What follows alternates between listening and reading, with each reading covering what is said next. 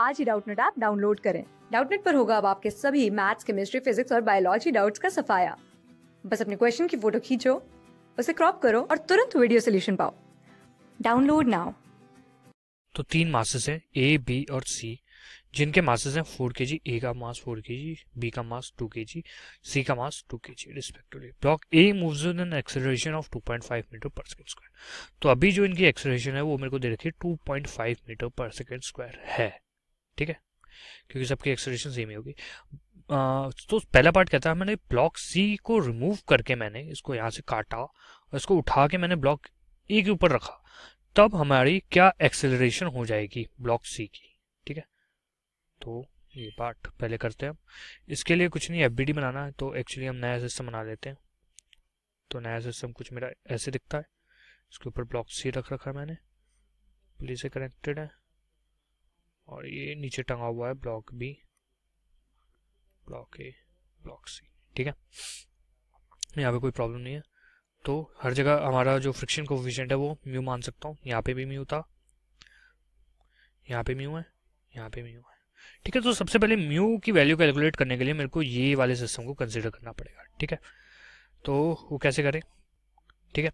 तो इन दोनों ब्लॉक्स को मैं सेम एक ब्लॉक बोल देता हूँ, कितने मास का, बी प्लस सी कितना 4 kg। तो इसकी जगह मैं एक 4 kg, क्योंकि यहाँ पे जो ये वाली रस्सी की टेंशन है ये इंटरनल फोर्सेस है, तो इससे मेरे को अपने आप को दुखी करने की जरूरत नहीं है। इससे अच्छा मैं इसको एक बड़ा ब्लॉक 4 kg मास का बोल दूँ, ठीक है। तो ये जो टेंशन की वैल्यू आई वो आपकी आई, ये नीचे की तरफ एक्सेलरेट कर रहा है नीचे, तो 40 जो उस पर ग्रेविटी फोर्स लगेगा minus T is equal to 4a के इक्वल, ठीक है। इक्वेशन 1 यहाँ पे क्या इक्वेशन बनेगी, टी माइनस आपकी म्यू एन की वैल्यू क्या आ जाएगी 40 इज इक्वल टू 4a। तो अगर मैं इन दोनों को ऐड करूं तो 41 minus mu is equal to 8a। तो यहां से आपकी 1 माइनस म्यू की वैल्यू तो आ गई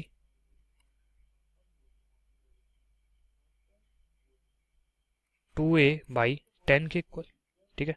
तो अगर मैं म्यू की वैल्यू कैलकुलेट करना अच्छा, ए की वैल्यू भी गिवन है ना मेरे को, ए की वैल्यू क्या है 2.5 मीटर पर सेकेंड स्क्वायर, यानी कि 1 माइनस म्यू की वैल्यू आ गई यहाँ से, तो मैं वैल्यू पुट करूँ तो 0.5, तो यहाँ से म्यू आ गया 0.5 के इक्वल। तो म्यू मेरे को पता है हर सरफेस पे क्या है 0.5, ठीक है। तो म्यू इज इक्वल टू 0.5, ठीक। अब ये नया कुछ हमारा सिस्टम है, ठीक है। तो सबसे पहले इस सरफेस पे जो हमारा लिमिटिंग फ्रिक्शन होगा वो कितना लगेगा 0.5 इंटू इसका जो नॉर्मल है, सी ब्लॉक का मास कितना हमें दे रखा है 2 kg, यानी कि 20।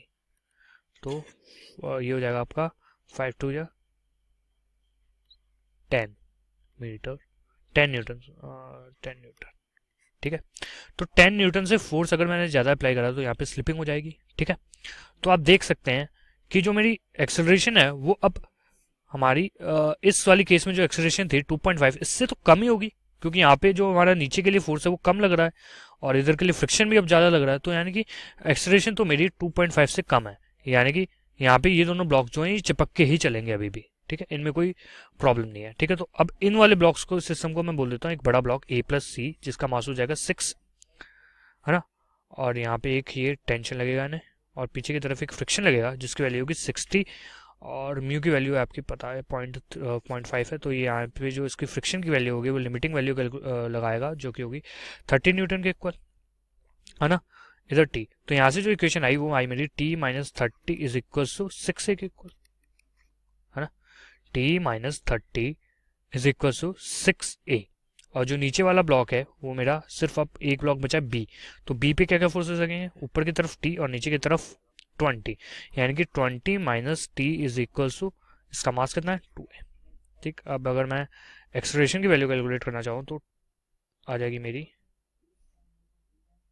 तो अगर मैं सॉल्व करूँ तो a जो है यहाँ पे नेगेटिव आ गया, यानी कि नो एक्सेलरेशन। नेगेटिव तो हो नहीं सकता, इस डायरेक्शन में तो ऑब्वियसली स्लाइड करेगा ही नहीं। इसके नेगेटिव आने का मतलब बस ये है कि ये जो फोर्स लगा रहा है ये लिमिटिंग फ्रिक्शन फोर्स से कम है, जो यहाँ पे इसको इधर की तरफ खींचने के लिए फोर्स है, no matter for what value of A, ये जो हमारा फ्रिक्शन है ये इसको कभी ओवरकम नहीं कर पाएगा, यानी कि ये जो हमारा फोर्स है इधर की तरफ टी, ये फ्रिक्शन को कभी ओवरकम नहीं कर सकता, यानी कि इस केस में जो मेरी एक्सेलरेशन आई 0 है।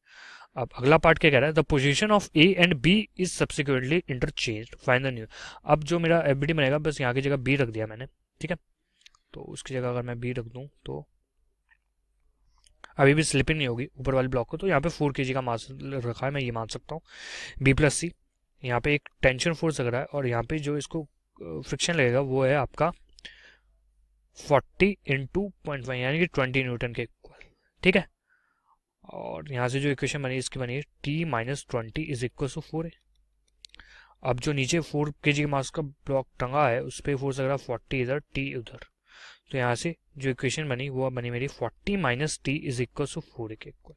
अब अगर इन दोनों को ऐड करूँ तो मेरी एक्सेलरेशन की वैल्यू बड़े आसानी से निकल रही है 8a, ठीक है। तो यहाँ से जो एक्सेलरेशन की वैल्यू आई है वो 20 डिवाइडेड बाई 8 के इक्वल आई, ठीक है, जो कि होता है आपका 5/2 मीटर पर सेकेंड स्क्वायर, यानी कि 2.5 मीटर पर सेकेंड स्क्वायर। तो अगर मैं इन दोनों को चेंज करूँ, ठीक है, तो अगर मैं सी को काटूं और ए के ऊपर रखूं और ए और बी को बाद में इंटरचेंज कर दूं, तो मेरी एक्सेलरेशन सेम रहेगी, जो कि है 2.5 मीटर पर सेकेंड स्क्वायर के इक्वल। क्लास 6 से 12 से लेके नीट, IIT, जेईई मेंस और एडवांस के लेवल तक 10 मिलियन से ज्यादा स्टूडेंट्स का भरोसा। आज ही डाउनलोड करें डाउटनेट ऐप या व्हाट्सएप कीजिए अपने डाउट्स 8400 400 400 पर।